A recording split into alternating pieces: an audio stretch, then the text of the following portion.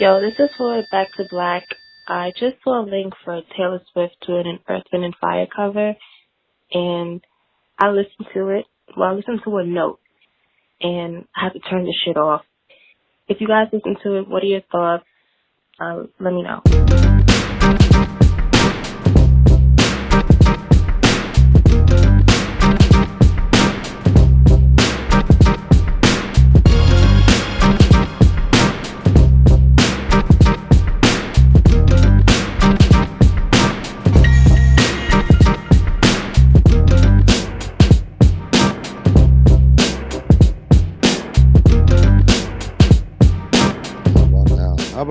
How about now? Okay, good. How about this? How about later? But now. Let's see here. Black Trey is good. The house. Oh, I got so much stuff going on.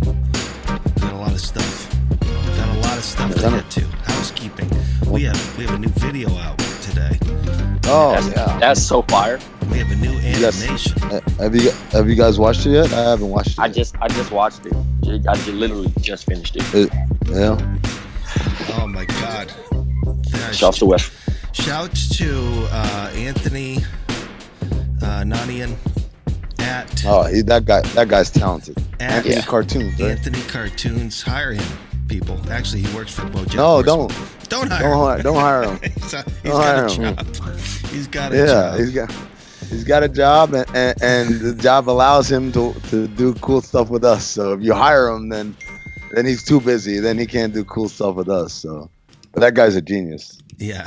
I feel like a college coach right now. Like, don't draft this kid. He needs to stay in college for 4 or 5 years, as long as possible. I need him from. And also. Releasing today the first newsletter for Count the Dings. Is it? We have a newsletter. If you want to subscribe to it, go to countthedings.com/newsletter. What's the newsletter consist of? All right, I'm just going to give you the top line. The first thing you will see. In general, not like the idea is essentially, we go through a lot of different subjects through the course of a week. Could be comedy, could be sports, could be nothing like we do in the mailbag. So the idea is to extract content from these moments to kind of further, go down the rabbit hole for some of these things. So, for instance, I think last week Mariano started talking about the Power hairlines of the show Power, and so this week we have Mariano's hairline power rankings. Nice. Number 10, I'm just going to give you one. Number 10, Sean. And he says, not only is Sean's character dead on the show, his hairline falls dead last on this prestigious list. Yeah, I'm kind of impressed that he made the list. Even at 10. First of Sean's all, hairline was not. He says, first of all, we couldn't even see it most of the time, not because of camera angles or headwear. Nope. He got his hair cut so low that he could have been mistaken for bald if he nodded too high. Yeah. Combined with his complexion. Like if Trey like cuts his hair really low, man, like can we really tell where his hairline is? I'm not sure. You can. So anyway, shout out to Greg Casoli at Greg Casoli, who is putting this together. If you want to contribute, you can hit him up on the DMs or send me one as always. But yeah, we have a bunch of stuff coming out. It's amazing. I don't even know how this happened. This is awesome, man. I like the influx of content. Hopefully that'll keep everybody happy and entertained. We know you have a lot of choices when it comes to podcasts. We do. And then also patreon.com/Count the Dings. Oh, yeah. There's always. Yeah. What do we got? That. What do we got? What do we got on for the Patreon exclusives? You'll get, of course, every week we're doing the Monday Overflow. Every week? Every week. I mean, we're going so long on these shows. It's just like I know, but I'm just saying we went long and we had a couple overflows. I didn't know that was the plan. I thought that was just, hey, we had a lot of material. I will just say this: Ben from marketing instructed me to keep the episodes shorter for statistical reasons. Therefore, it works. It serves kind of dual purpose. Both of our endeavors. But we're basically taking one subject. Like last week, we did Letterman, Jay-Z, and kind of just putting it as the content. Is this the same Ben from marketing who didn't know who Nipsey Hussle was at the All-Star game? Yes. I mean, man. Hey. That was Dan from marketing. Is it Dan or Ben from marketing? You find a new white person from marketing every time. I think it was Bill. I'm really talking about Aronson. Ben Aronson. He's truly the actual Ben from marketing. He's a bad example because he probably does know who Nipsey Hussle is. That's the problem. He probably rocks Nipsey too. You know, he probably knows Nipsey Hussle. He wants to get on that early. You know, with Prim, and he's like, Ben, you got to check this out. Yeah, Ben's probably handling Nipsey Hussle's marketing. Hey man. Oh my goodness! Also, a new podcast for the playoffs last night was the weekend recap. So look for that on the channel. We'll be doing that every Sunday night into Monday morning, and hope you enjoy it. Big Was. Yo, what up? I didn't know you were a Rolling Rock drinker. Yeah, it's a habit I picked up in college. Rolling Rock. Rolling Rock. That was our go-to beer in college. That was it. Because it didn't taste like beer. It don't taste like anything. There was a few things like Milwaukee's Best. Like, I haven't seen that outside of the state of Pennsylvania in my life. But we used to drink Milwaukee's Best when we were down on our luck. The Beast. We had that in VA. The Beast. Milwaukee's Best. Yeah. Beast. Yeah. There was this other one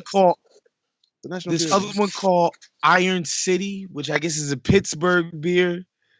When you were down on your luck and had no money, you drank Iron City. And of course, the fact that you got it in Pennsylvania is funny. And of course, the classic Natty Light. That's a universal broke motherfucker beer. Rolling Rock. Natty Light. Wasn't Rolling Rock one of those too? Yeah, no, Rolling Rock. It was a little higher though. It was like wow, a little bit higher. It provided a little bit of class, you know. A little bit. You didn't Ice look House. Ice House. Ice House. No, that was below.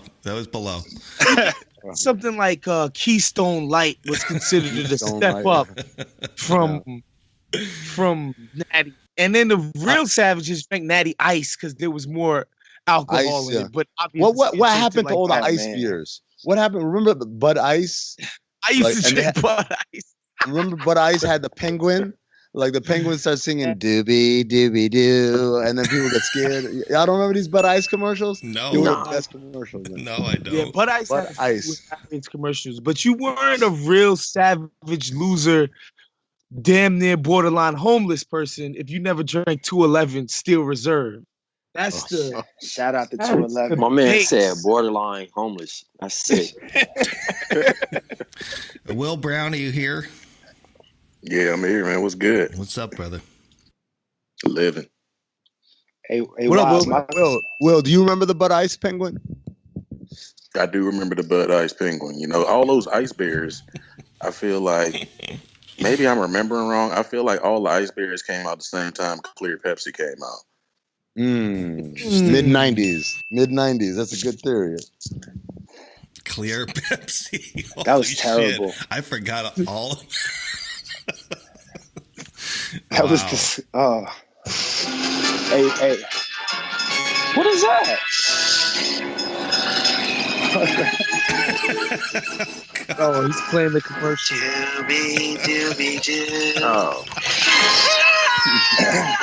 Drink Bud Ice, but beware the penguins. Terrible. Dude, that's funny.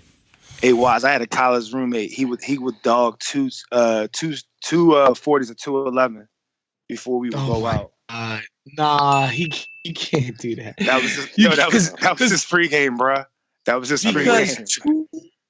Because No. 2 22 ounces would really just like finish you. 2 40s is like I don't mean like right before, but like he's going through. Oh, he would work on 2 40s before hitting the. Yeah. Like that would be his set it up. But how do you drink that? Honest question. How do you drink that much liquid of any sort? Like if you gave me a 40 ounce of water, I couldn't drink it. That's a lot of It's just 3.5 beers, just in one bottle. That's that's how you gotta think of it, man. And you get the second one was nice and frosty by the time the first one was done. Mm-hmm. So the second one was even better for him. But see, the problem, you were carrying him into the club. Yeah. more than out. Definitely out. He would get in. I'll give him his credit. He would get in, but he definitely needed to be carried out. The problem with 211 too is that it's so disgusting. But if you're drinking a 40, by the time you get to the bottom, it's so warm, and it's the remnants, it's the backwash, it's the most disgusting part of the beer, and it's like the most disgusting part of the beer of the most disgusting in the world. That's why he's a savage. Definitely savage status. That's disgusting. I just thought about it, man. Like how long it would take me to drink 40 ounces of anything, and then by the end of it, all the, like you said, the backwash and all the other, all the stuff that's at the bottom of a 40 ounce beer. Yeah, I mean that's all we could get though. It was either that Cisco or 2020. Mad Dog, yeah, Mad Dog. Mad Dog was a Mad Dog was a staple. Delight. It was a delight. It was a delight. Did y'all used to drink the the flavored St. Ides? Oh man, come on now. Special brew. Come on. Oh, yes, sir. Yes, sir. Hold on. Now you got me on the staple, boy. The greatest beer commercials of all time. Oh man. That was my first. That was the first thing I ever had, I think. Was a special brew. Yeah. That was right at the corner store. Those were like $1. Like $1.25 maybe for 22 ounce. You can get it right.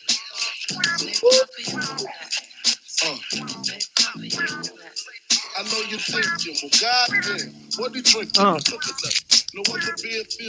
What? That's Biggie? Yes. Wow. Hook it up, baby. Oh my goodness. That's a good track. Yo, I'll be honest, Biggie Watts. Oh my, hey, listen. Oh my that commercial God, probably made me want to have it. Honestly, I'll be honest. That's when we told the world, yo, these West Coast rappers are just ruining these great beats. That was what I got out of it. These West Coast rappers. We're not doing that today. We're not doing that. Tremendous beats. I'm just saying the beats are tremendous. I feel don't do that. Don't do that. That's Biggie. Don't do that. I know. That's talent. That's Watch out. Like. Don't come from my coast like that. Don't do that. Chill. That's Biggie though. So everybody ain't doing that. Chill. Everybody ain't doing that. Nah, we're not doing that today. That's a fact. We're not doing that today. We're not doing that today. Not now, but at that time. Nah, not that. A good number. No, that's Biggie. Nah, that's it. Oh. He get a pass today. Nobody else. Nope. Man. Nah, man. Not the 5 against 1 today. Nope. I shoot this whole motherfucking shit. Once I know I'm about to get jumped in here, I'm pulling out the ratchet. Man. What's on the rundown, man? I didn't even see a rundown today. Yeah, we got a rundown. Here, man. Before we get to the rundown, all I know, before we get to a rundown, all I want to say is I see a link posted by Trey. It says R. Kelly is facing yet another allegation of sexual misconduct. Good Lord, man. Come on, He passing them 3 letters around, man. Oh, yes, that's right. Which 3 letters? That's right. Which 3 letters? You can't throw out 3 letters. My bad. Not the one. STD. I don't know if. Yeah, he's giving an STD out, man. Oh man. But my thing is, Here's the thing. Before we even jump in the rundown, I'm gonna start this off with fuck R. Kelly, right? Yeah, that's very strong. Wow. No, it has to be, bro. Because at this point, how many times are we gonna ignore? Oh, he can sing. It ain't no. I feel like. Oh yeah, I don't really fool with him anymore. I feel like those days are past. Like I don't think anyone's Cass is checking still for that letting new rock, thing. bro. Nah. I mean, he's still on tour. Did y'all watch the BBC documentary? Nah, I don't watch none of that shit. I don't watch anything nothing associated with Mance. I'm cool. But listen, he been sicko since he married Aaliyah at 15, bruh. Like, people just been ignoring stuff. What? She said Ain't nothing but a number. Now he wrote it, but that's exactly, dog. She said wow. Fuck R. Kelly, man. Hey, I mean, Kale's been shooting 100% in the wrong basket for a long time. Listen, they've been. Look, he posted a picture. He posted a picture on Saturday, right at a high school gym. Luckily, it was a Saturday. I would have been scared. Yeah, the picture went up, and it's him at a high school gym, and it says, "On Saturdays, we," and then he got the basketball emoji. Basically, we hoop. He had a fucking cashmere headband on. And my man tweeted, "Hope this ain't a high school gym." Oh my God. Kales. All right, man. We ready for the rundown? No. Let's do it. No. How was your night in draft, Trey? Oh, I didn't play. I missed it. I didn't get a chance to play. But the night before, I took an L, man. I lost $106. Whoa! Ooh, wow! Yeah, I guess. Whoa! Who did it? Who did it? The house came to collect. It was a $10 games for the playoffs. $10 game. Wow! Oh my God! Yeah. By the way, so shout outs to you guys who came up big. By the way, do not invite me to those big stakes. I do the $1 games, people. I feel like I'm telling people to invite me to draft.com at play draft it, and then I get the $5. I'm like, oh man, that's half my bank. You can't play with me if you ain't got 5 to 10 cash. Ooh. I'm telling y'all, it's playoffs, man. My game is gone before you call me William. So he said my game is gone before you call me Trayvon. Yes, that is draft, where your chances of winning are better than 80%. Something like that. That's why it's our favorite fantasy site. No more getting crushed by the pros. The promo code is B2B. Trey, what is your secret Twitter feed again for people that want to challenge you? At Play Black Trey. BLKTRAY. Mm-hmm. The play is before BLKTRAY. When you sign up, you will immediately follow all of us, and you can challenge us to some drafts. But keep me in the $1 games, please. B2B is the code, and also you get $100 up to $100 money back guarantee. That's draft in your app store. Go to draft.com. It's really fun, especially when you're waiting around doing nothing. You know, you always get those 5 minutes, where you're just like doing nothing. Truly, at the doctor's or something like that. It's a good app to have for that. Mm-hmm. B2B. That's awesome. So, Jade, do we have any voicemails today? No. Well, I had actually. We do, but I have a question first. Okay, let's go with the question. From Coniel Green. Says, I hope it's not too late, but I got a question for the show and I can't call in today. So, since Taylor Swift butchered September, what are some covers by our lighter-skinned brothers and sisters that actually worked? I got Florence and the Machine, quote, Try a Little Tenderness, The Stones, Satisfaction, and I guess all of Elvis. Okay. Yeah. Wow. I need to take a seat. Before we do that, I just want to point out. Oh, sorry. I just want to point out before we tackle that topic, it's just because he said the name Taylor Swift. After Taylor Swift released her abortion of a cover song, and then compare and contrast with what happened to the entire internet when Beyonce played Coachella. Can we finally put to rest who the bigger star is? Should we get Ethan in here? Ethan now is released from his contract. Ethan can pod as much as he wants. Should Ethan be the first white voice on this? But hold on, on this pod. Hold on. Just wait, I want to. Taylor Swift was bigger than Beyonce. A bigger star than Beyonce. That's crazy. How? Are we talking about? Isn't this the two Americas thing, though? Isn't this the two Americas thing? I just blocked Ethan. I just blocked Ethan. White people are obsessed with her too. I feel like, you know what, Jade, call Ethan right now. This is right. You guys want desegregation on Mondays? Here we go. All right, I'll meet. It starts with a try. By the way, Taylor Swift kind of like the gimmick, the jig was up. That's what I like about the streaming era is that like it's all metrics and all numbers. So the jig is kind of up for these people that the corporations would kind of push on us, whether it be via radio, whether it be via these late night shows to make us think these people are huge and everybody's buying this shit. Taylor Swift came out with new shit last summer. Cardi B got her and Sam Smith the fuck up out the paint. Like, she is not this huge sensation worldwide that people love and care about so much. Like, no, she's not. She's just not. The jig may be up for Taylor Swift, but I'll tell you who the jig definitely is up for. Ethan Sherwood Strauss. Jade, bring him on the line right now. I'm trying. Call him. I'm trying. Call him to the floor. He's telling me he can't right now. He's still not out of the. He's still convenient. Yeah. He has to May, right? He says, "LOL" right now. I said, "Now." He goes. So he's looking into getting the correct permission. Okay. Okay. All right. Well, yeah. All of a sudden, yeah. Okay. All right. We see how it goes. Yeah. Okay. So to answer the question, white covers of black songs. Sinead O'Connor is actually a great one. Jade. That cover was so good.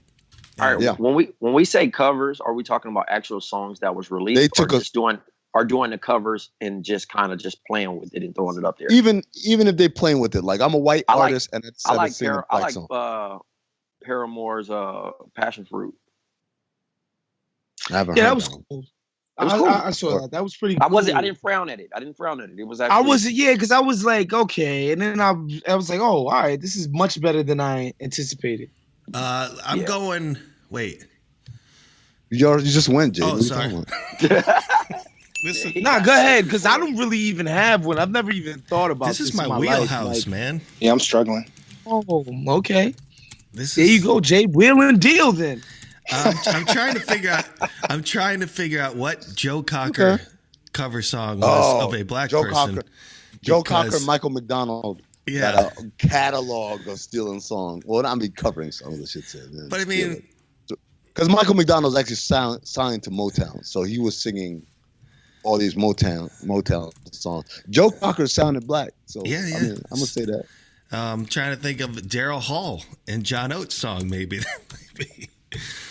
A cover song. But they do cover though. I don't know. I mean, all the notes are incredible though. Amazing. They do covers though. I don't know. They do covers. But you see, back in the '60s though, I mean, like people would just straight up lift a song from somebody else. You know what I'm saying? Make it their own. But that's what I'm saying. That's what we're talking about here. I'm not accusing anyone of stealing.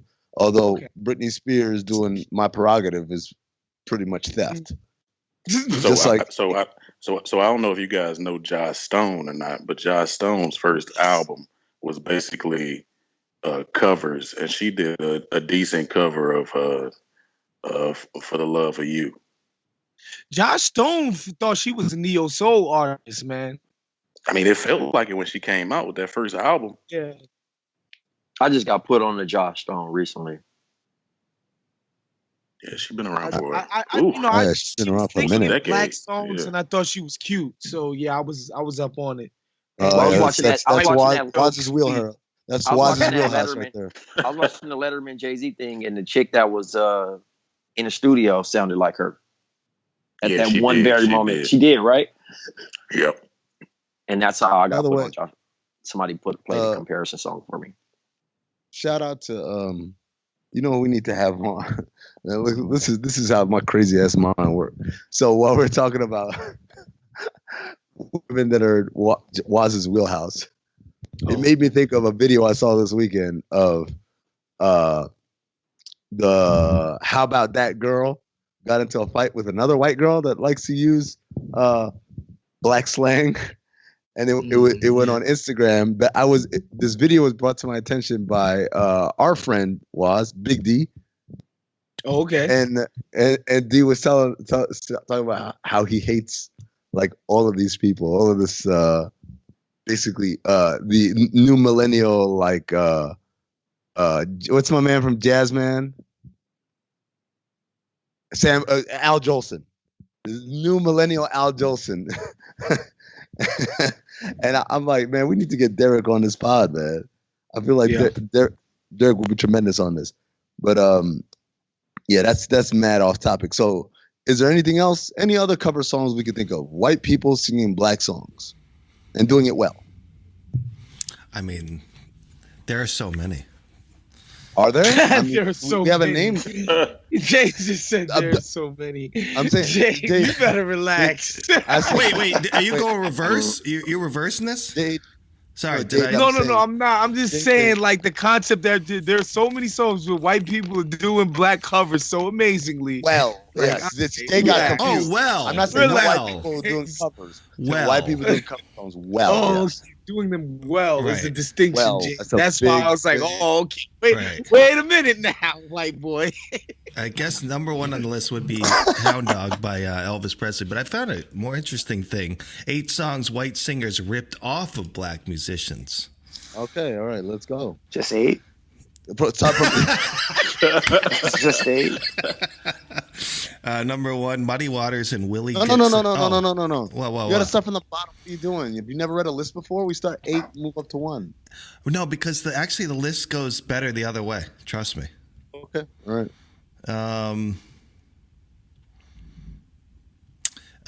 Number The Isley Muddy Brothers. Waters. Oh, let me just go. The Isley Brothers versus Michael Bolton. Isley Brothers. Love is a Wonderful Thing. That man said Isley Brothers. And the Isley Brothers was Stagger Lee. No? Wait, are they not the same?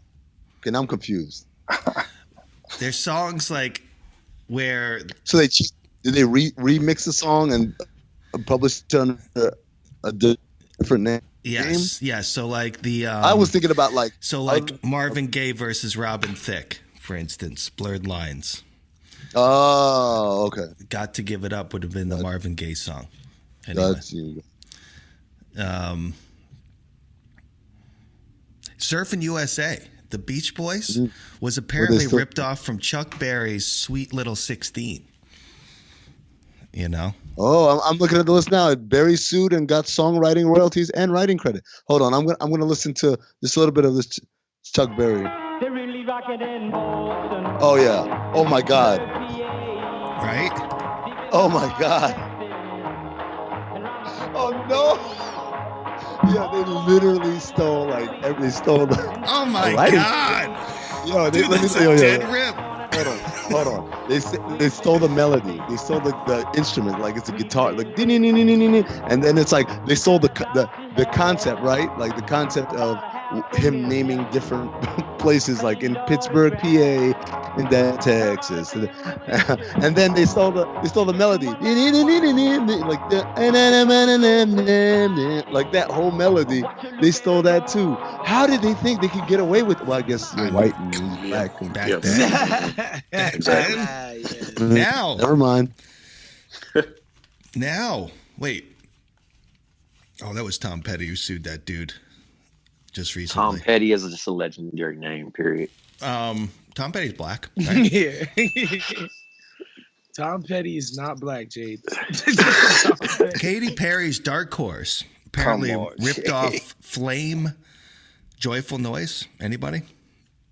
Who is Flame? I don't know. Do you see that in the list? He says Christian rappers Flame and Lecrae Moore. No wonder. Let's hear this. I'm out on this conversation. Oh my God. Christian rappers? Done. Huh? No, not that. I don't know what's going on. Oh yeah. Yeah, it's a rip Yes. Yeah. It's the same. Bim, bim, bim, bim, bim, bim, bim, bim, bim, bim, Oh my bim. goodness. Oh, and the snaps come in. By the way, if If you don't know who Katy Perry is, she is the Jean-Benet Ramsey, the girl that went missing many years ago. Oh my God! You ever hear that one? I've heard that one. I can't believe you just spout that on this podcast. That's such a good one. I don't care if you believe it or not. It's such a good one. By the way, the opening lyric to that Flame song is, "Your boy's been a Christian." Just a Christian rap. Who is our? Did we have a? No. Oh, Marcus. That's right. Marcus Thompson. He's yeah. He's a fan of Lecrae's. And yo, by the way, that Lecrae dude can actually spit. Like, he's nice. He can rap. Isn't what's his name? Isn't Steph Curry a big Lecrae fan, right? Yes, he is. Yeah. I remember when he came out publicly with that, and I was just like, yo, I might be out on this cat. Yeah, man. That was like too Steph high Curry, level, that bro. is. Yeah, it was I mean, he listened to other shit though. You know what I mean? I know. But anytime people publicize stuff like that, I start to look at them. Yeah, you got to look at him with a side eye. Yeah. Yeah, man. I'm like, well, hold on, man. Well, I mean, listen, dog, he writing he putting the Philippians 4:13 on the kicks, bro. He ain't proud to. I mean, man, you know there's dudes Jesus, with hold on, there's dudes with the whole Bible tattooed on their body. That don't make them religious, bro. Nah. But I'm just saying, bro. Like they whole family core is like real life. You know what I'm saying? I'll share that for a bossa nova, but like, nah, they legit. Why's that a bossa nova? If they're very religious, it's a religious family. Nah, it's a story behind it, fool. So they hold on. So nah, it ain't like it wasn't always like this. Nah, it ain't like it's always. But I'm just talking about like him and Aisha are like really like Christian, like, you know what I mean, like real church. You know, some people be like, "Oh, I go to church," and then they just be like, "Nigga, I thought you go to church." You like cutting up. No, they like legit values. Like maybe I was really told like I couldn't curse around them though, type thing. You know what I mean? This really might be a bossa nova, Trey.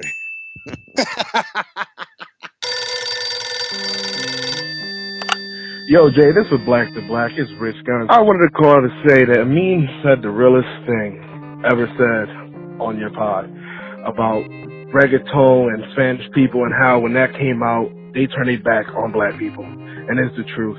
I'm Spanish myself, and I remember a whole bunch of people that didn't speak Spanish, as Amin said, started speaking Spanish, started claiming their heritage. It was ridiculous. They turned their back on black people. Now, I'm not sure. Now, this may be Amin's and Big Waz's turn to get their revenge. And maybe you might have to make it exclusive Black to Black just for blacks. Think about it. Because, like I said, I'm Spanish, but I feel like my people did y'all wrong. I didn't like reggaeton. I grew up in Philly. I live in Philly now. I wasn't here for it, but I remember. Taking a bump.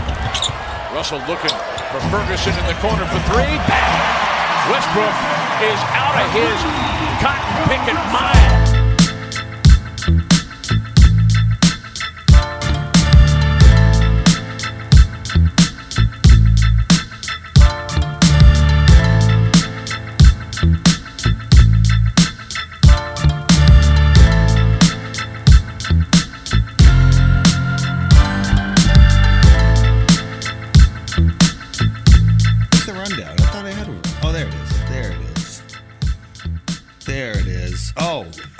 Commentator suspended for out of his cotton-picking mind comment. Okay. This. Who wants to go first? Because I have a very hot take on this. Go ahead. So, it's a very Southern term overall.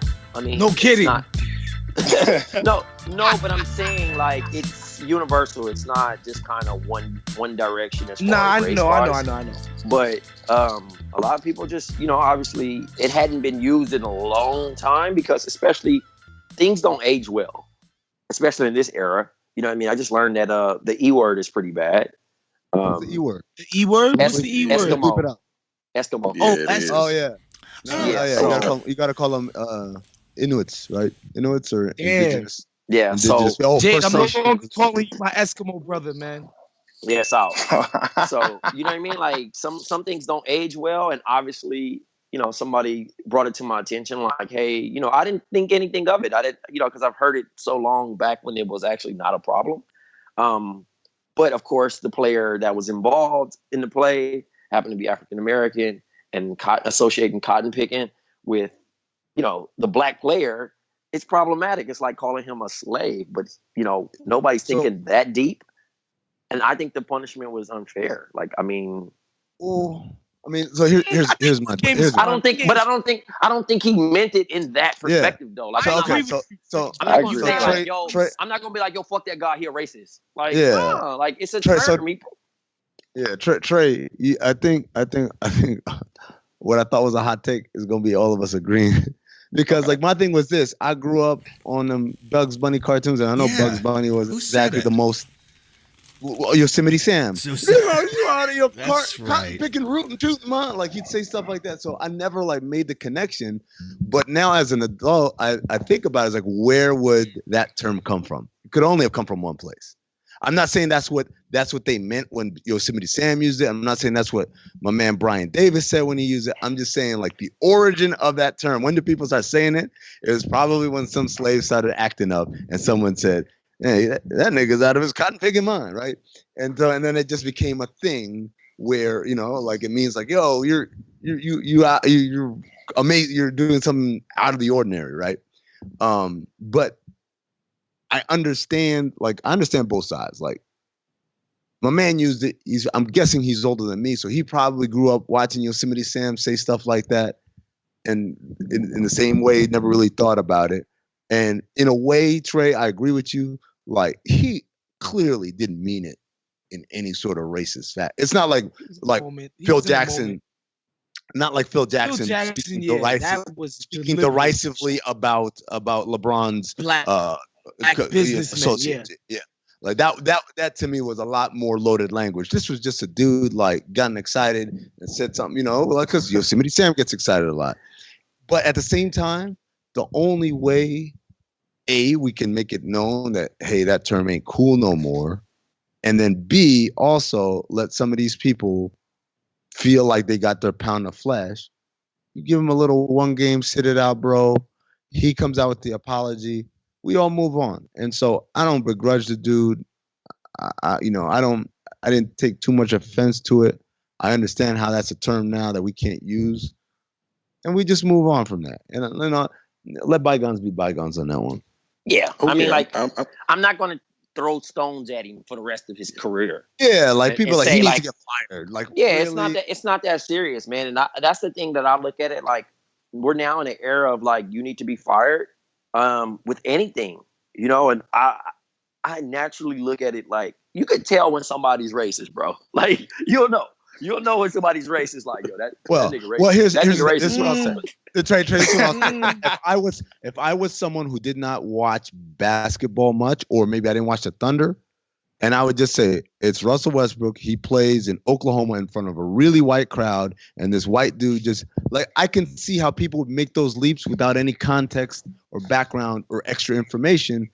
I'm not saying they're right for it, but I can see how they would arrive at that point. Black people have been playing basketball in Oklahoma for a long time. I'm trying to figure out why this guy thought it was cool to pull that out in 2018. I think it was in the arsenal, like, ooh, let me go through the archives. Yeah, I mean, it just kind of came out.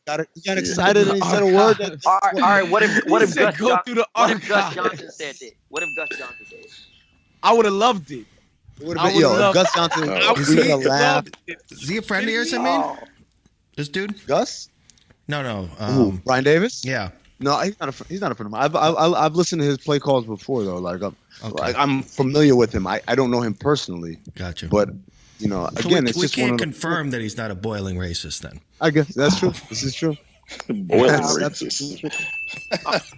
For right now, I'm giving him a pass, man. Unless somebody can dig up some other questionable, some old tweets.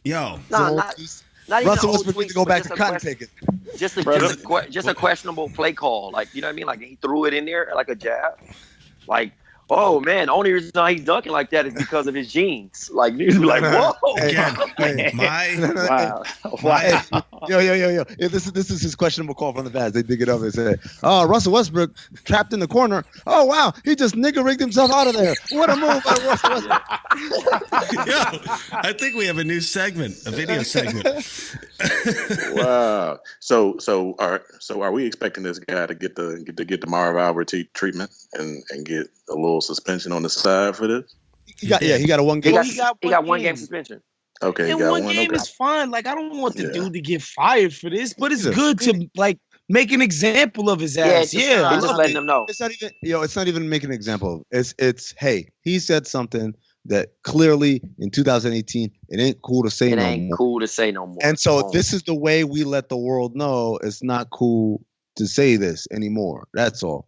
By the way, can't wait for the mentions on this podcast about people saying things you can't say anymore. Yeah. All your mentions going in flames. You all supported Amin and nobody brought up anything. To protect you, to protect everybody out there, I got some other phrases you might want to watch out for. Okay. Are you sure you want to be the ones that reads them? Yeah, I'm good with this. Put that in the chat. Check this one out. Check this one out, guys. More content trips for Jade. Go ahead. There are some phrases whose origins are actually pretty hotly debated. There's a serious fight, for instance, as to whether the phrase peanut gallery has racist overtones. This is from bustle.com. Okay, give me. It means the most ignorant, easily entertained part of an audience. A politician, quote, playing to the peanut gallery is not getting a compliment and refers to the cheapest seats in theaters in late 19th and 20th century America. That's true. Well, some people think it's racist because the people in those seats were often African American. No. Okay, that part's not true, right? You're talking about the 19th century. They didn't even get to be in the theater. They had to go to an own theater and watch their own thing, first of all. Second of all, the peanut gallery, while it refers to to cheap seats, it wasn't the ignorant or stupid. It was like, these are the people who got nothing to lose, and so we're gonna throw peanuts and talk shit throughout the. Wait, now it does sound like black people. Hold on. Hold on. Sit up in the cheap seats and talk shit the whole time about. Okay, I don't know. All right, go on, Jay. I think everyone knows this one. Sold down the river. No one's using that anymore, right? I don't know. What's sold down the river? Is that slaves or is that Native Americans? Which one?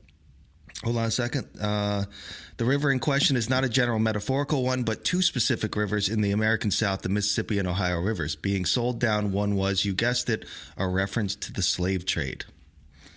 Wow, I did not know that. Nah, I'm good with that one. Especially since it reminds me of the Chris Farley SNL, Down by the River! All right. Waz been hanging out with his girlfriends a little too much. Next one, no can do. No can do. You ever use the phrase no can do? Okay. This common phrase may seem really resolutely American, but it's actually got its origins in a particularly nasty bit of white mockery. People making fun of Chinese pidgin English. The phrase first popped up in 1827 reports of English speakers in China. Interesting. It is so they're basically saying that it started when Chinese people say, "Hey man, you say, hey, do you think that this can get done by Monday?" And they say, "No can do." Like they're saying that's the origin. Yes. I did not know that. I just thought it was like no can do. I don't know. Getting good with it. Getting gypped. Oh yes, this one I know. One I know. Oh really? Everyone knows what it means. It generally is accepted. Gyp is short for gypsy. Right. What? Yeah. Wow. And the idea is that gypsy. My bad. Hold on. The idea is that man, gypsy, y'all get me. Hold on. Y'all get me up out of here for that. I'm just. Good with it. If you can't say Eskimo, No. I'm sorry, Jay. Y'all get me up out of here for that. No. Let me get my shit off. Let me get my shit off. Let me get my shit off, please. Y'all get me up out of here for saying that I've been saying all my life. Watch out. Nope. Y'all can have it. I'm done with this shit. I'm done with all of it. Y'all get me up out of here for saying that and saying I'm just racist. Say ripped. Fuck that. Ripped. Trey, we just trying to inform you, man. Like, I'm hot. I'm hot now. Hold on. But this one is not as subtle as like some of these other ones. This one is like straight up. Gyp is short for gypsy, and the idea is that all gypsies are crooks and they're gonna try and trick you or scam you. I ain't even never met no gypsy, so I hear you. I hear you. I wasn't even aware of the existence of gypsies until I watched Borat. I didn't bingo. Even and that's not even a diss to them. Shouts to gypsies and all that. No, shout to y'all. Damn. Nah, y'all not getting me up out of here for that. Oh man. Nope. Then the next one, Off the Reservation. I think everyone knows that's out. And also, Jay, why would I say that? We had to stop saying. We had to stop saying Indian give. That was Indian. Well, you stopped to say Indian. You got to stop saying Indian. There's a funny Seinfeld. Remember the Seinfeld when he's dating the Native American woman? He says the reservations for the tickets. It's kind of crazy. Well, he doesn't say it. He keeps cutting himself off. He's like, I got. He's like, I got tickets from a scat. From one of those guys outside. It's kind of funny what you take for granted, you know. It's like, what are we doing afterward for dinner? He said, "Oh, no problem. I made the appropriate arrangements." Like, now, obviously, that's a little much, right? Like, but off the reservation, which is something I used up until like a few years ago, to be honest with you. Like, oh, he's off the reservation. But so that's basically just like fresh off the boat. Yeah, pretty much. Yeah. No, it's off the meaning is to leave Yes. You're isolated from your group, right? Well, I mean that you're acting in a way that's not consistent with whatever, because the idea is that you're supposed to be over there, and now what, you crazy? You leaving the reservation? Like, he's off the reservation. That means he's crazy. It's the same thing as he's out of his cotton picking mind, right? If he was in his cotton picking mind, he'd be doing as he was told, picking cotton. But he's not. He's doing some crazy stuff that, as a slave, he shouldn't be doing that, right? Right. Same thing. Right, exactly. He's off the reservation, meaning like if he was on the reservation, he'd be with the rest of them, huddled in their teepees or whatever racist way people would express that. But he's not. He's off the reservation, meaning, this engine must be crazy, right? Like, it's all of this really loaded racist language that these people are using, and then it becomes so commonplace. Look, I used the word nigger rig earlier. That was a real thing, man. Like, have you ever heard the word Jimmy rig? Like, when you basically jerry rig. So, yes. Jerry rig is another one. Like, so Trey, basically jerry rig means like if, for instance, the TV's not working. Hold on, Jade. Let me just explain the term, right? If you fix something, but not like using the manual or whatever, like on some real ghetto, well, just give me some bubble gum and some wire, and then all of a sudden I fixed it. That's called jerry-rigging. But that really is the evolution, because the original version of the word in many places, and I'm not talking about in the 40s and 50s, I'm talking about West Virginia, 1999.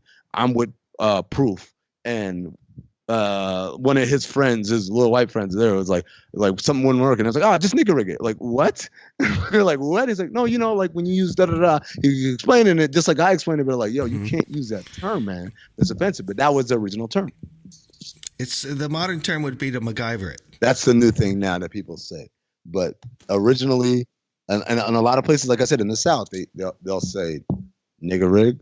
Or they might just say jerry rig. Trey, didn't you have a MacGyver at Compton? Who is that dude? Oh, who are you talking about? Like, that did everything? Yeah.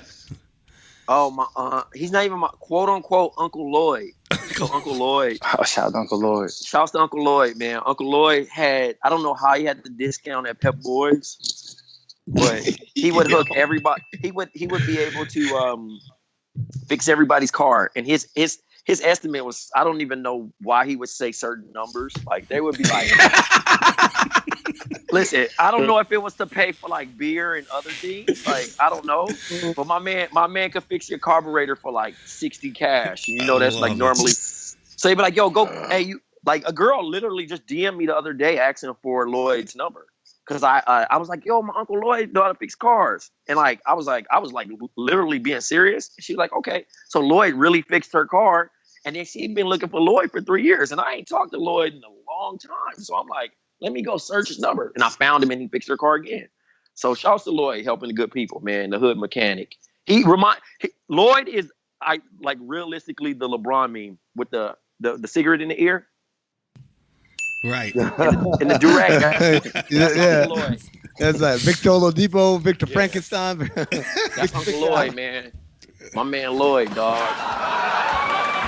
All right, how's everybody? Good.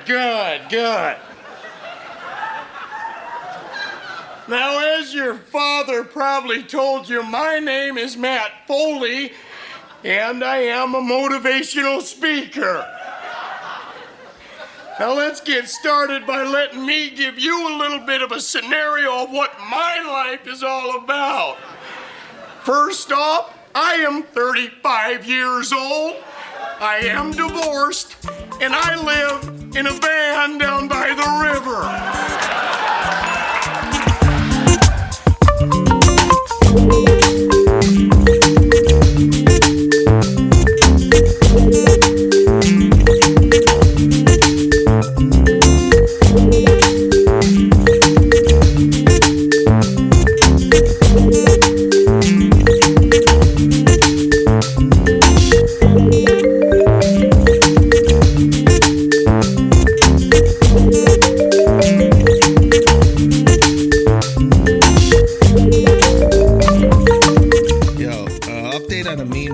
Ethan, by the way. What's Amin want me for? Dad law talk? No, just tell him, hey man, we decided to suspend the no whites allowed policy on Black Monday. So we wanted you to be the first. Tell him, like, just don't give him any sort of heads up what this is about. So do y'all eat at Bojangles? Bojangles. Never had Damn it. right. I've had it once. I've had it once. I thought it was wasn't fucking with Popeyes. Did you go to Bojangles at the airport, or did you go to real Bojangles? No, it was a real one in I think what was it? Charlotte. Charlotte, yeah. I've been like Bojangles at the airport is no good. Bojangles. Popeyes is hit or miss, man. I love Popeyes when I actually used to eat it, man. I would get the strips with the Cajun sparkles. Oh, and man. You're right. And if you don't get the like the pieces fresh out that oil, it's not. Yeah, it's not the best. That's Popeyes my favorite B2B. My favorite Popeyes story was I was in Bristol the night of a huge blizzard. I'm talking about like snowpocalypse, right? And I was starving. I was like, my mind had wired like, I just want Popeyes. I don't care, right? And so there's one like 2 miles away from my hotel. And I said, 2 miles, no big deal. Got out there. I'm talking about cars skidding off the side of the highway, flipping, stuck in snowdrifts. Your boy was unperturbed. I went out there. I drove like at 5 miles an hour. It took me about 700 million years. I finally get there. The parking lot isn't even shoveled, so like I had to park off to the side and then like wade like thigh deep snow. Get there, and I walk right at a person at the cash register, and I said, "Yo, let me get a." I said, "I'm sorry, we're closed." I'm like, "No, you're not. I check the app. You guys close at 10 o'clock. It's like 7." It's like, "No, the manager sent home everybody because of the snow. It's too dangerous." And I was crushed. Like, I mean, he ain't had no ticket. That's what I'm saying. Like I asked that. I said, "Well, is there anything left back there?" I must have looked like such a stereotypical nigga because I was out there like at the counter crying, like, "Where's my chicken at? I need some fried chicken." Oh man, what a night! And then I had to drive my ass back hungry in that snow. Terrible. Trey, I don't know how you do it, man. I swear to God, I don't know how you do it. The idea you just said, one day I'm going to stop eating chicken.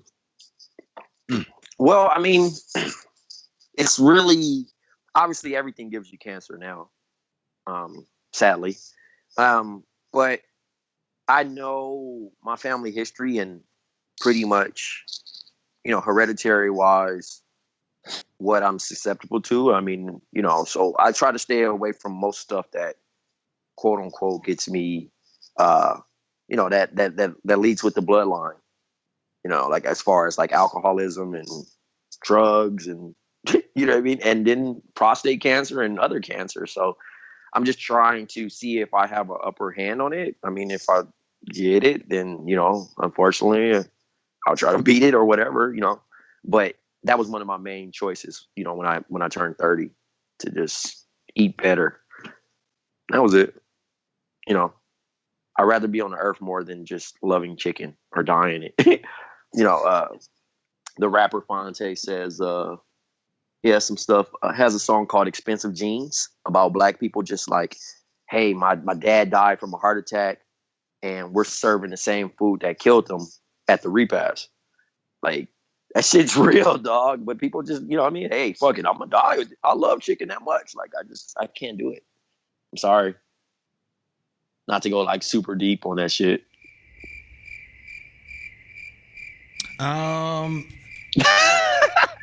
That shit was complete silence, dog. Hey, Trey, I'm with you. No. Jade's like, I can't fucking relate, bruh. No, it's not even attacking chicken, because I was out the other night. You know, my man Omar got married, and he had like seafood options and all this stuff, and all the food always looks good. It's no joke. Like, I'll miss it. Like, I'll be like, damn, that shit looks fire. But at the end of the day, you know, I always think about it. I'm like, yo, this is what I committed to. So, what was that banana cinnamon thing? Oh my God, Jade, never touched that. Oh, that shit beat my ass. I just have to lay down for 3 hours. That's like heroin. It was a churro donut, and it's topped with icing. It's topped with icing and ice cream, vanilla ice cream, and then it has like diced bananas and strawberries, and it's just but it's delicious. But it's huge. It's in a skillet. No, it was huge. Like, I showed up before and after, and I was like, yo, I quit. I like dug in and ate the top donut, and it was like 2, and then in the inside it's like has cream cheese in the inside, so it's like, man, I couldn't finish. And you gave up chicken. You gonna eat all that? Like, that sounds like the Luther from Boom. Yeah. The Luther, I remember that. That's sick, man.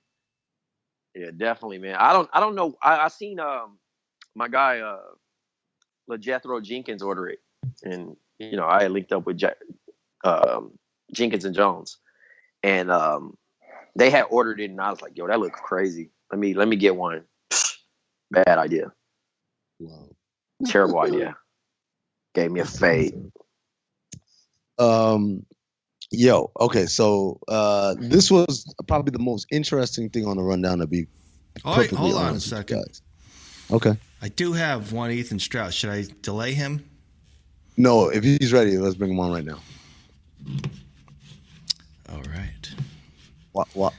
It's been a long time, peoples. Oh, by the way, let me just do this. Let me get this out of the way. Anybody looking for tickets? Will? Yeah, I am. Oh yeah. I'm trying to get to New Orleans for playoffs. What's up? Oh, playoffs. That's a good. Yeah, there you go, Trey. You just missed. I'm dead ass though. You just missed Lindsay. Lindsay was in New Orleans for the weekend.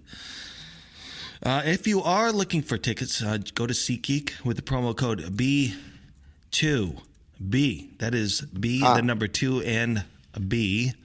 I have the SeatGeek app on my phone. It is by far the easiest way I've found to shop for tickets. I can be anywhere with just a few taps.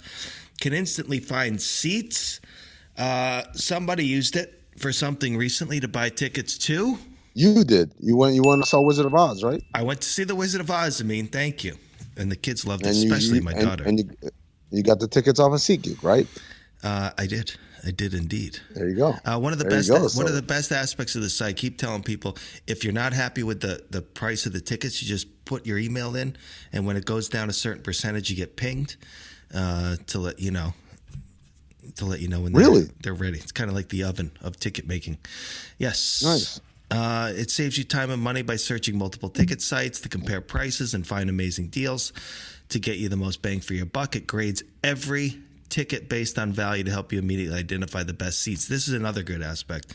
So if it shows you some seats and it's like good deal, other seats it'll say not such a good deal. So make it your go-to app for finding the best deals. Our listeners will get $20 off their first SeatGeek purchase with the promo code B2B SeatGeek.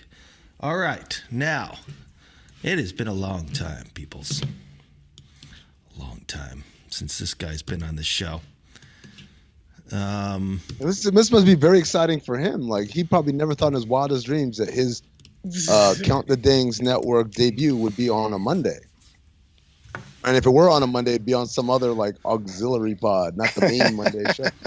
Exactly. Ethan? Hello. What's up? Hey.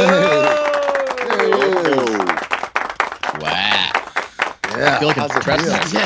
You are trespassing. Well, I'm here. You are trespassing, motherfucker. Don't get too comfortable. Even when invited, I'm trespassing. This is a crazy podcast. How you guys doing? Ethan. Okay, so first quick question for you. What's it feel like to podcast without your wife by your side? No, she's by my side, as is my son, who is threatening to cry at any moment. He's got the pacifier in the mouth. DJ Asher. Has the son met Radio Ethan yet? He is not. But I was thinking I should be one of those fathers who trains my kid to be successful, and I should just train my son from an early age, like those parents who want their kid to be a quarterback or want their kid to be a sports superstar. I should train my son to be just a radio shock jock from the early outset. Radio Ethan Jr. REJ.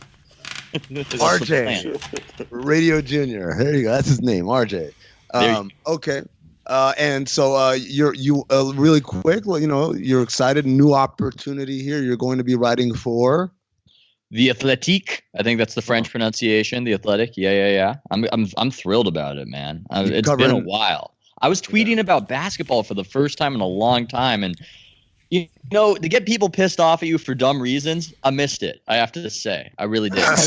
All this time. By the way, that's what I wanted to ask Ethan, because all this time you've been basically a martyr, right? Like you and I have talked about this on the phone a lot, but Ethan, up until April 2017, was a dude like me who gets a lot of angry people in his mentions all the time for everything, no matter what. And then when the reckoning happened in April. All of a sudden, overnight, and it wasn't just like the court of public opinion switched from this side to this side. I'm talking about actual people, repeat customers from your mentions who hated you, turn around and made you like this symbol. Oh, it was wild. I thought that they would be dancing on my grave, but it completely flipped the other way. People are all bootlickers, Ethan, essentially, man. Even when they talk shit about you, they know that you're on your perch as one of the leading, most influential voices in sports media. And so when they see something bad happen to you, they just want to bootlick and be like, oh my God, I'm so sorry, Master Ethan. No, I think it's something different. I think they don't like having the option taken away. Even if they don't love you, they resent a corporation taking that option away from them, taking you out of the vending machine, right? Like, you never look at talk shit about this guy anymore.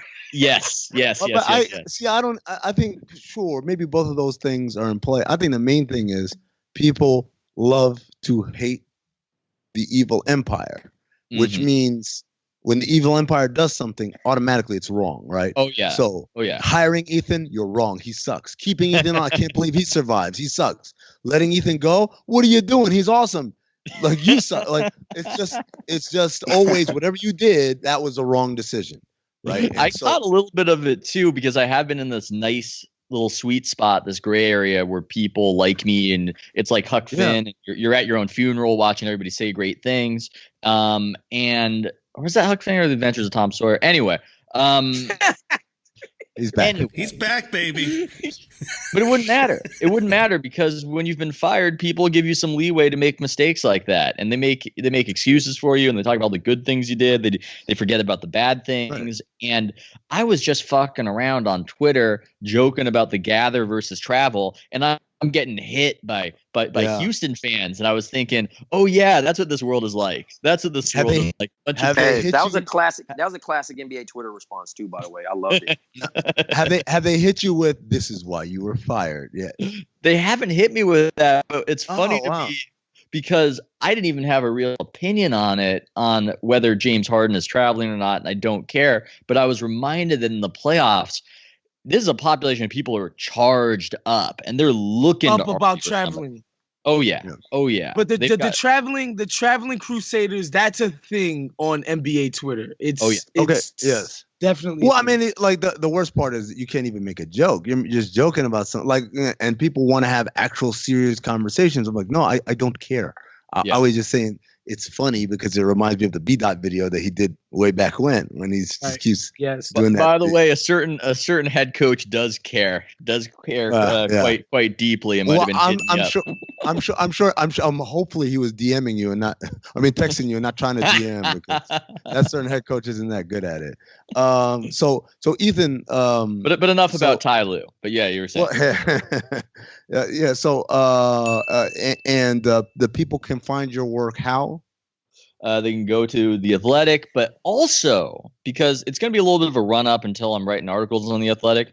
The House of Strauss is not, I shouldn't say it's back because it never went away, but it's going to be going. You can go House of Strauss. You can subscribe. We're bringing back Warriors Wednesday this week. Super excited about that. On House of Strauss? Yo, Ethan. Yeah. Okay. Ethan, I invited myself onto your first episode, just so you know. I don't know if Jade that's the key here. You will not be producing your own podcast. Wise goes. Am I allowed on? Okay. We're doing it this way. It's going to be Harper and it's going to be Waz, but no more. I don't like when it's too many people on Warriors Wednesday because I have to be the narcissist who talks a lot. Yes. You have to get, but you got to get your Warriors insider takes off anyway. Me and Jack, I gotta get the talk. We got the whole year to catch up. Like, we got to find out. Like, Omri Cassidy. Are we talking about your book, Ethan? Has that been made public yet? Wait, geez, public Waz. Books out there. What? No, the book's out there. What? There's no official announcement yet, but let's just say I'm writing words on a page. We'll leave it at that. You guys, I swear to God, I hope none of y'all get called in as character witnesses for me. This is the lightest lips in the world over here, man. Yo, can we talk about you as a Twitter villain? Can we talk about that? I'm fucking out on that now. Wait. Because Trey's out on it because he's been dragged down. That's all. I don't give a fuck. I just think it's wasting time for you. I've got some theories on it. I've got some theories because I feel like if you've had me on this podcast, I've got to be like the emissary to white America. No. You are. I'm glad you brought that up. I'm glad. Hold on, Ethan. I'm glad you brought that up. Let me start with this. No. Let me. Oh, wait. You going to start with an ad or a voicemail or something like that? Voicemail. I wanted to get a voicemail in. No voicemails. No voicemails. We got to get right into this because this has to be in the main part and then throw the voicemail in the overflow. Okay. Gotcha. So you are the emissary for white America. This is very true. That's why we brought you here today. That whole lead in that we did asking you what's going on in your life and how excited we are you're back. That was all a smoke. It's all bullshit. Yeah. It was all just to set you up for this. Mm-hmm. Not too long ago, you made the claim with your chest out that Taylor Swift was a bigger star than Beyonce. It's true. He's sticking with it. Sticking with it. So we're on the heels of what? Two things happened this weekend. Two things happened this weekend. Taylor Swift released her cover of Earth, Wind, and Fire September. Oh wow! Okay, you've got some stats or some numbers. Hold on. And Beyonce played at Coachella. And played at Coachella at what has universally been called the greatest set in the history of Coachella, right? Mm-hmm. Something that burnt the internet wires to a crisp. Yeah. Something that dropped servers and like made the world go into anarchy. And mayonnaise versus hot sauce, boy. You are standing here on trial. It's the trial of Ethan Strauss, ladies and gentlemen, part 2. Sir, it's not about merit, right? It's not about merit. We're not talking about merit. We're talking about. What are you talking about, Ethan? It's like, not even numbers. It's like John Lennon. It's like John Lennon. I'm not saying Taylor Swift is better than Jesus. You know, I'm not saying that she's better than Jesus or Beyonce, just bigger. Because look, you know, we all got surprised on election day. We can simplify it like this: if we're just roundly stereotyping and generalizing. There are more white people in the Midwest than there are black people in the United States. In America, yes, that's fair. By 12 million, by the way. By 12 million. So, yeah, it's just there are a lot of that's I'm just saying, Ethan, she dropped the album last summer and it flopped. Nobody cared. Even the 12 million more people in the Midwest. Like, this is the thing, and I mentioned this earlier with Amin and the guys. Not to call you guys sidekicks, But, Amin the guys. But what I'm saying is like back in the days, the labels and everybody could conspire to trick us into thinking such and such was a big star. We put them on the late night shows. We get them on SNL. We, make sure via payola that their songs are played all day, every day on the radio. But now we have a thing called the streaming platforms where the numbers are right there. People don't listen to this chick's music. Wow. Like, it's not that big of a star. She's nowhere close to Beyonce. Like, it's not even, I don't even think it's a question. I think maybe you could put Adele in that category. I would put Adele before Taylor Swift. Adele's got that minivan demographic. Wow. What? Even the baby. Even the baby giggle. Shout out to the baby, man. Not the RJ. See, Waz is gonna win this because I gotta say I haven't really been looking at Taylor Swift's streaming numbers versus Beyonce's. Nobody gives a fuck about her music anymore, man. She's done. Ethan, I told you when Beyonce dropped that album at midnight with zero promo. Mm-hmm. That was when you should have known. Like, there's only one artist who could do that. Literally zero promo. Hey, album just dropped, and they have a map of the world, and they can show literally what Twitter was tweeting about, and then color code it when they started tweeting about Beyonce, like minutes after that album dropped, and the entire world was just this color of this bright orange. By the way, and just anecdotally, right? Like a festival, like say Made in America, which I've been to literally every single one. Ones where Kanye was headlining, Jay-Z, fucking Pearl Jam, whoever the fuck you want to get. And there's probably about like 50,000 people in the park for everybody else. When Beyonce showed up, it was like almost double that. Literally, you walked in the park and couldn't fucking move.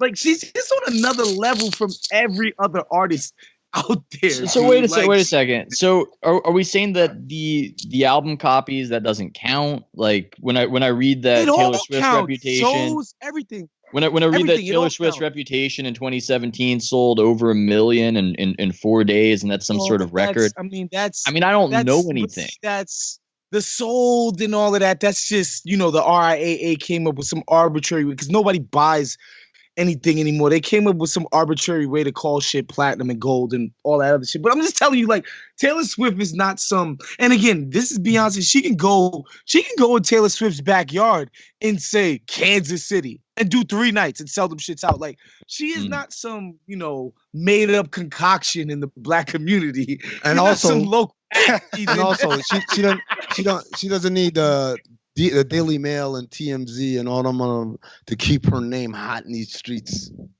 She did it on her own. Right? Oh, I got to date someone famous and break up with them and write songs about it. No. I got to say, I didn't think we'd be talking about this. I thought it was a mistake for Taylor Swift to get into being hated and people criticizing her. I think that's a mistake for everybody but Amin. I think it's a mistake for people to get into that stuff. She's best as the victim. For sure. Yeah.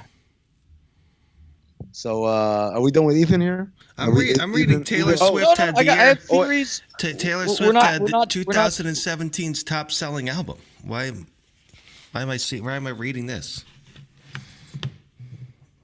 What's that? I'm in Variety. Taylor Swift had 2017's top selling album. By sales, are we talking about like the physical copies? Or are we talking Taylor about Swift it looks to me like she doesn't. Oh, okay. So that's why she artificially inflates her fucking numbers. I'm not arguing with you. I'm saying. I'm just letting you know what I'm seeing here in Variety. It doesn't seem like her album flopped, like you said. My baby is very offended by the credit you're denying Taylor Swift with these conspiracy theories. He's not going to have it. No, that's not what I'm saying. I forgot that she for a while wasn't allowing her album to be on the streaming platforms. Yeah. And so all you do is know how I feel about these digital services. You know how I feel. And that's Jade's spot. I'm just saying that there's a strong numerical case for Taylor Swift, and yeah, the internet and Twitter definitely are going to be far more pro Beyonce than Taylor Swift. But I think we learned that that's skewed. I mean, how would anybody on this call have expected the Roseanne reboot to get 25 million viewers? Was that anybody's expectation? It wouldn't have been my expectation. It wouldn't have been my.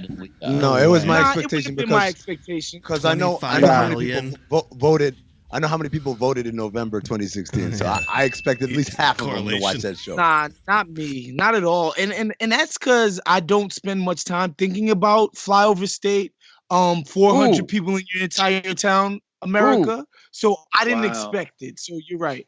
I mean, but I just cited as an example. I cited as an example of I didn't know that the Roseanne reboot was really happening until I read the article about how many people saw it. Nobody on my social media was talking about it. They had 1 million ads, though. That's the thing. Oh, yeah, I did see something. I saw some controversy about the way they were advertising it. I saw that, but it wasn't something that people were talking about. Nobody on my social media feed is talking about, oh, did you see that last episode of Roseanne? Can you believe what happened? Versus other shows where if I believed my Twitter feed, I would think everybody in America is watching this show, when in reality it might get around 600,000 people. Atlanta, for instance. Oh, right. Ethan coming here trying to be that. Ethan's a Monday, what? Whoa. Ethan's a Monday villain for real. I love it. Ethan came to say Roseanne bigger than Atlanta. Roseanne's much bigger than Atlanta. Atlanta literally gets 600,000. Atlanta literally gets 600,000 viewers, which is good for that channel. Yeah, but it's really good, and this is America's. Of course, it's fucking Roseanne, bruh. Like. It's not a good show. Yeah, I'm not fucking with Roseanne's good. Like old school. No, it was a good show, but it's not a good show now. Roseanne had a great instinct. I respect Roseanne's, her groundwork. But I don't Roseanne. I checked out 10 minutes into that first episode. 10 minutes. I don't watch that. I used to watch the original, so but I still ain't. I never liked that show. I couldn't relate, man. Can we talk about another white America versus Amin sort of situation? And I'm talking about the Twitter stuff. You want this so bad. Hold on. I do. Yes, go into it. We did this last week. Get into it. We did it last week. No, I know. I mean, people are still tweeting about this shit, so it's not like it's like, really wild. Are they? I hadn't noticed. Didn't establish. I got back to great conversation in my mentions about the nuances of Star Wars this whole week. Are people still? Well, I just find it interesting that even people on Twitter are alleging that the audience who are peeved by Amin skews white. Now, I haven't run the demographic tables of that. I haven't taken notes. No. Ethan, I'll say this. Usually, historically, you're right. This time, I think it skews young. Oh, you crossed over. That's the one take. Yeah, that's the one takeaway I had. I'm like, whoa, wow, like it's a lot of young people here, man. And all overnight, I went from asshole to old asshole, and so. Nah, we all old now, man, because of you. Yep. No, I know, but because you're right. You're right, motherfucker. How about that? You be snapping, dog. You be coming. I get it. I don't care if they come back to me because I'm gonna clap their ass up. But in general, I just think that you listen. I just think that you bigger than that. That's all. I agree. I would advise because because we the little homies, and we ain't on the TV every day. So you know what I mean. Let us handle the dirty work. My bad. No. So basically, he's saying you got to be Hove when he said, "I'll never make the news again." My man to get him. My man to get him. Yeah. Let somebody else be beans and say, "I'm gonna get you." You know what I mean? Just Exactly. See, I'm more of a TI. You got to use your soldiers, man. You got to use your soldiers. But you don't want to do the year. But nah. Don't be T.I. because T.I. end up a Chappelle skit. I don't. Yeah, you don't want to do the year in the day. We don't want to when keeping it real goes wrong, bro. That's the last thing I want to wake up to. I had visions of shooting my music video in Twitter jail. Man, what? What I would do to be back in Twitter jail, man. I got locked up so many times. All my cousins there, and I want to go back. Yeah. I told Amin, don't do it, don't beef down, and Amin just responded, "That's what I do. I beef down." And it's almost like this is all the time. That it's too elemental to the entire Amin thing. And here's the thing with Amin. I've been advising Amin not to take these risks for years, and he's just continued to thrive. Yeah, he and just so I doesn't don't know give a what to fuck. do. And then He's only gotten more popular and richer. He's vice like versa. Icarus. And vice versa. Say what happened. He's like vice versa. Icarus. He's Icarus if Icarus never fell and just shat on people from the sky as he just floated around. Wow. But the vice versa is I give Ethan advice and Ethan doesn't follow it. No, I follow. I'm just like, there's been a lot of things I've advised you on, and you're like, I don't know. And then afterwards, you're like, man, I should have listened to you. I listen to more of your advice than people wouldn't get this because they would see somebody who's quite impulsive on Twitter or what they would think of as impulsive. They don't understand that you're a Machiavellian strategist. So I do consult with you. I don't follow every bit of advice, but probably more than anybody in the industry. That's true. That's completely true. Really? Oh, yes. Man. Oh, shucks. Like, I was under the impression Did you shed a white tear right there? Shouts to Ethan's mentions tomorrow. One single glittering, shimmering white Taylor Swift listening to tear. Speaking of, guys, the numbers are in, and Taylor Swift's Reputation is 2017's best and fastest selling album by a mile. Boom. And that's without the boost of streaming. Now, let me read you a quote. Semantics. But that's the whole. That's Waz's whole point. To sell 1 million albums in a single week is a triumph. Frankly, no matter what week it is, says Keith Caulfield, Billboard's co-director of charts.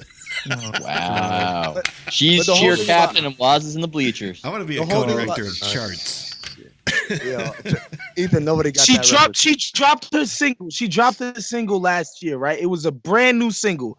Cardi B's Bodak Yellow was out for weeks already, meaning ostensibly this new thing from the biggest artist in the history of artists is supposed to smack Cardi B off of the charts. Was. Cardi B got her and Sam Smith the fuck about the Was. thing. They couldn't move her from the #1 spot. Let me put this in perspective. Get out the way. This dwarfed the sales of 199 other albums of the same week, which sold a combined 863,000.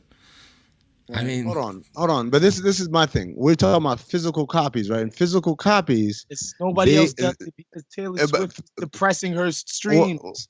Yeah, so the other thing about beyond depressing your streams, physical copy sales are counted by how much you ship, not how much actually got sold. So if Best Buy buys 1 million copies to sell, but only 20,000 of those actually get sold, guess what comes out as the number? 1 million copies because they shipped. No, it goes. I see pictures of fans with the CDs in their hands. Oh, stop it, Jade. Come on. You got these anti-Swiftites. They look like that Charlie Day, all the different arrows going everywhere to try to figure out why she's not as popular. Taylor Swift's crisis actors here. Look at them. Yeah. So how many fans are you looking at, and how big are their CD Walkman? You can't go into a Walmart and find an extra copy. They're all bought out all over the country. Look. Okay, what's the hard copy? You might, I like this. I like this concept of Ethan being like the Monday villain. Yes. Coming in, representing white. You gonna be Will Kane. Next week. Ethan's gonna be our Will Kane. Next week. What's the guy from Fox News? What's his name? I'll put myself more as an interpreter than an advocate. But, however you want me to do it. Tucker Carlson. All right. Thanks a lot, Ethan. Thank you, Ethan. Go be with your family. See you on Wednesday, buddy. Okay. For more of the Black to Black podcast, head over to patreon.com/countthedings. For the Monday Overflow, we've got about another hour left of today's program.